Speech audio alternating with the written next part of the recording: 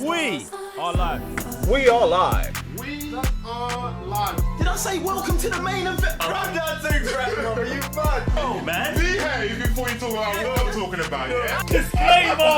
Run that thing back. Nah, man, stay there in your corner, man. Run that thing back, fam. I don't want to hear nothing from you. We are live, guys. I'm Sam, Mr. Blitz Tech. Revenue GS. Joe 1/3 of the Cyber Nerds. And welcome to Marvel's What If Season 1, Episode 1.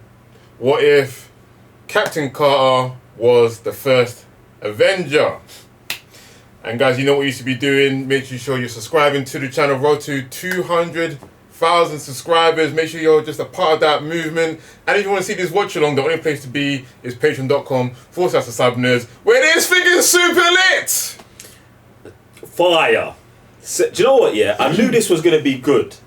But it was actually so much even better than my expectations, bruv. Knew the animation was going to be fire from the trailer. Knew they was going to come up with some mad stories. But, like, they just took it way further. And this is what you can do with Elseworld stuff, bruv. This whole thing was great, fam.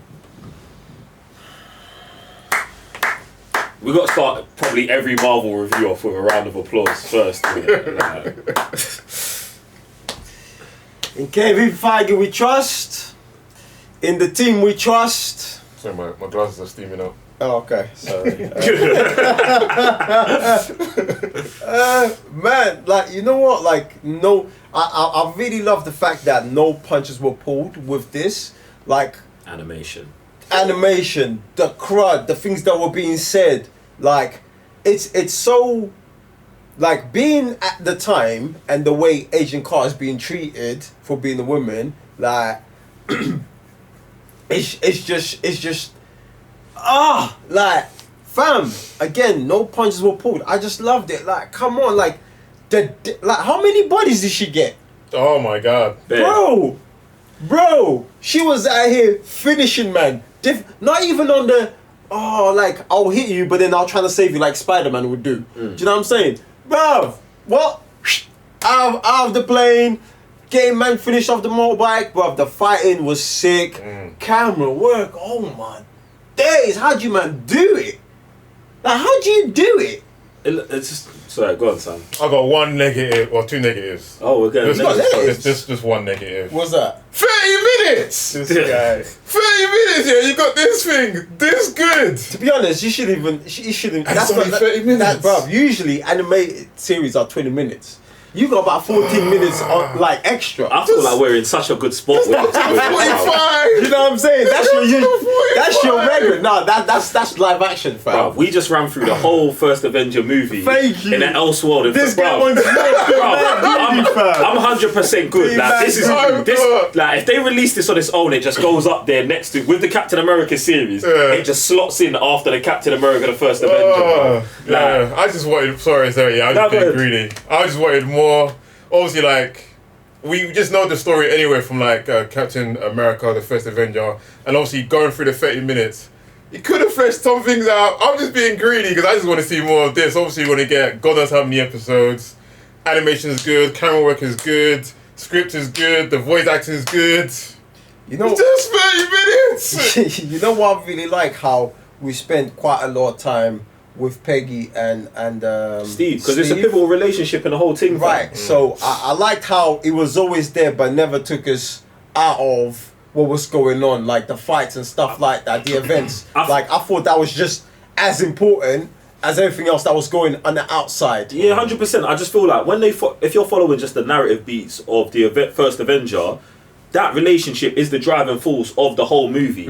And one of the things I was saying in the watch along is that I love how even though the roles are reversed, the energy and like the feelings between them is exactly the same. And I love that thing like persevered even in this universe. Do you know what I'm saying? Like that thing traversed time and space. I love that. I love Howard's inclusion, because we always see Howard in the first Avenger, and I'm always like, I want to see more Howard, because like I feel like Howard is the real.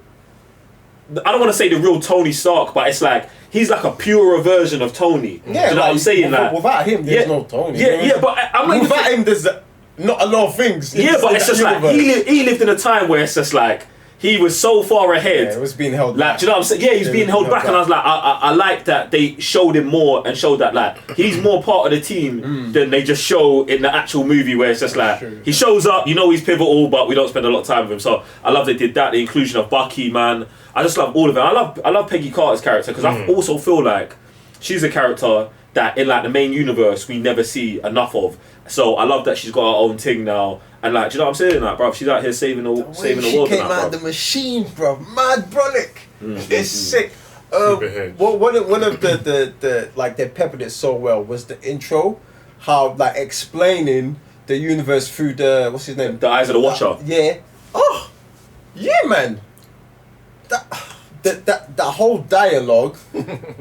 I'm also gonna say this now, so in like 20 years when this happens, like like Jeffrey Wright is gonna be like the new Morgan Freeman, like the voice of like the voice of God or the voice of the universe or the voice of the cosmos is gonna be Jeffrey Wright moving forward. They already know, so they got him for the Watcher, but his voice suits it so well. But then in my head it's like the only person you can swap it out for is Morgan Freeman. Do you know what I'm saying? I felt like that was perfect, bro. So I love that as well, man. Bro, I thought it was sick. When we're talking about the action, I love how like just now, and I'm gonna say it. I don't know if I can say it comes from Star Wars, but I feel like I saw it a lot in Star Wars season 7 of Clone Wars. Like they just do more cinematic shots. They just use the animation, but they do the same similar camera work as they would in live action movies, and I think it makes the animation even better, and it gives it another, you know what I'm saying, it makes it just feel more dramatic, it makes it feel more dynamic.